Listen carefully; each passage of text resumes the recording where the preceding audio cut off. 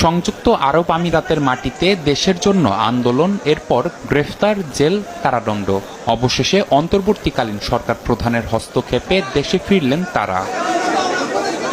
শনিবার রাত 9:30টার দিকে হযরত শাহজালাল আন্তর্জাতিক বিমানবন্দরে পৌঁছান সাজা মওকুফ হওয়া দুজন প্রবাসী। তাদের স্বাগত জানান বৈষম্য বিরোধী ছাত্র আন্দোলনের সমন্বয়করা ও সাধারণ ছাত্র জনতা।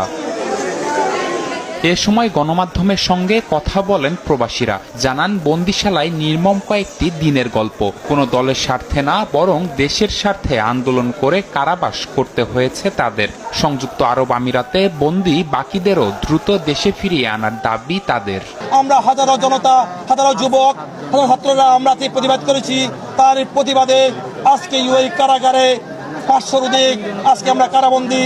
তার ভিতরে আমি একজন 10 বছর সাজাপ্রাপ্ত। আমার ডানে যিনি ছিলেন উনি